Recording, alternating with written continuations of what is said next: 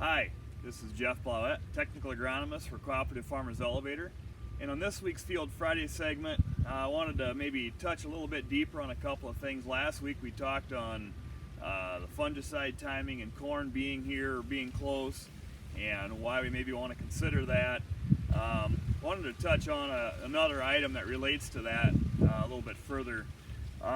We always talk about the additives that we can put in to make herbicides and such work better. Same thing happens with fungicides. We want to add a good deposition aid and surfactant in corn and realistically for soybean applications as well. And really, whether it's with a high blade ground rig or whether it's with a plane, one of the risks are, you can see this corn behind us isn't quite tasseled yet. There are a few showing up, but like a lot of fields this year, there's a lot of uneven areas in fields. You might have 85–90% of a field tasseled, but there's some really slow areas that are just coming yet. Ideally, the best time to do a fungicide application on corn is right as that silk is formed and the tassel just starts to emerge, so we can cover that flag leaf that wraps the tassel and the top half of the plant. But we also don't want to wait for every last plant out in that field to tassel. When you have 90% of the field tasseled in a year like this, it's just time to go. Those are going to be your most productive plants anyway. But we don't want to take a risk of crippling those plants that aren't tasseled and won't for another week or 10 days. So there are certain adjuvants. If you guys have ever heard, when we first started using fungicides, there was a discussion on arrested ear development. Some research has been done over the years, and they found there's a specific type of adjuvant that causes that problem.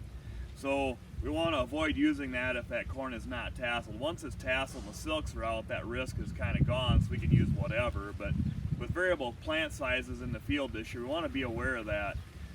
But there's a reason why we want to use those products. They do a much better job. When we're talking a fungicide, coverage is king. And yeah, when we're spraying 2 gallons an acre with an airplane, it's not the greatest for coverage, but that's just kind of how we have to probably play the game with aerial application. But we can add a product like MasterLock, for instance, is one that we use a lot of. I've got a couple of pictures here showing you what it does. Here's a picture of something that's applied with a ground rig to simulate about 15 gallons an acre over the top of big corn. And so this is water sensitive paper showing you wherever a droplet hits, it turns that color, turns that paper a different color. So if it's not yellow, it's actually where a droplet hit. So you can see something that's out here placed on the top, middle, and bottom of the canopy, just plain water, and then with the MasterLock added. And you can see how much more deposition down into the lower part of the canopy that MasterLock gets us. And now here's a set of pictures that are showing what happens with an airplane at 2 gallons an acre. So you can kind of see why we feel that's a fairly important additive. Surfactants kind of allow that droplet to land on the leaf and spread out more. Each droplet covers a bigger surface area on the leaf, and that's pretty important when we're talking about doing a good job of protecting that plant and that leaf surface with fungicide. So just wanted to make you aware of why we have that extra. It's like a tax, it's like an extra addition to the cost, but this is why it really makes those products work better.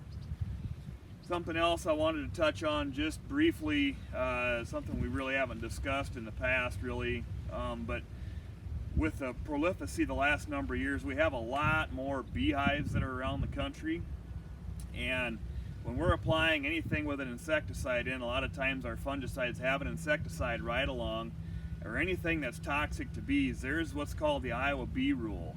And it's a good thing. We want to protect our bee populations. I mean, that's definitely beneficial to us as well. But with being a lot more registered apiaries around, we need to be aware of what that does to our application timing. Basically, what the Iowa bee rule states is if there's a product in the tank that you're applying that's toxic to bees, you need to avoid being within a mile of that registered hive location between the hours of 8 a.m. in the morning and 6 p.m. in the afternoon, which basically means as many beehives as we have around now, there's an awful lot of fields that we can't spray unless it's early in the morning or after supper time. So you just need to be aware of that. That does put a crimp on getting things done when we have some of those restrictions, but the rules that we need to follow, and they are a good thing. But just need to be aware of that. If you do have some friends or neighbors that have beehives that are out there and they're not registered, I'd encourage you to have them registered or make a note of that so we know, because that is a factor in application. We want to make sure we're not harming those populations. So just thought I'd make you aware of that. When we get into this application season, that is a big deal, and we want to make sure we're doing it correctly. So with that, that's this week's Field Friday segment, and we'll see you next week.